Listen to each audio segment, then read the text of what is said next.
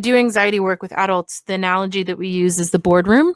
So the boardroom is basically, you think about a business boardroom, there's all these different parts of ourselves that are sitting around the board. There's anxious me, depressed me, party girl me, old me, pre-kids. There's worrying me, fear, the roles that I play, wife, husband, brother, son, daughter, friend, employee, manager, right? All the different roles that we play. There's all these different parts of ourselves that come to the board every day.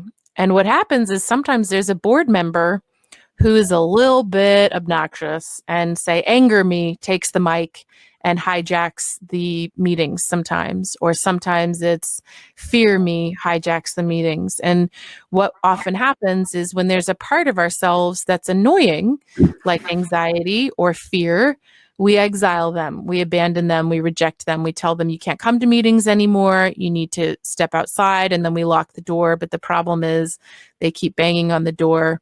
They don't go quietly, and it's really hard to have meetings with this one person outside who's banging on the door.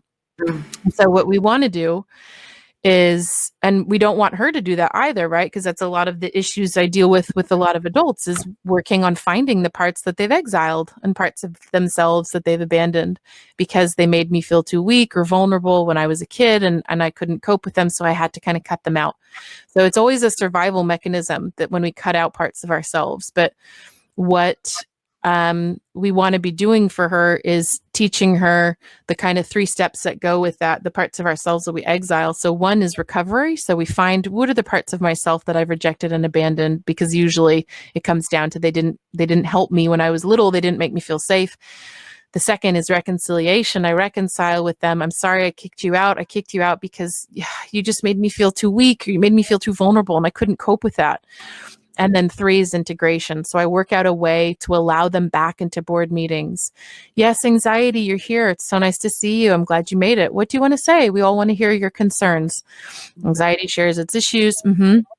Got it. Thank you, anxiety. Okay, now we're going to move on to resilient me. Resilient me, what would you like to say in response to anxiety's concerns, right? So all of the parts of myself are allowed.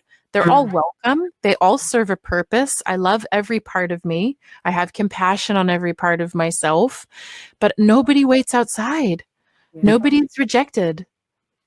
And that's what I want to teach her, is that, sweetheart, your anxiety is just one of your board members, or sometimes with kids, I use the analogy of like a team, like a footy or basketball team, whatever sport they kind of get, that every team, has players that play certain positions and they have certain jobs in the team. And anxious me is just one of your players, and we need the whole team to function. And I don't want to tell anxiety that she can't be here. She's totally allowed to be here. We just have to kind of do it in measure, where she doesn't get 3 hours on the microphone. She gets 10 minutes, like everyone,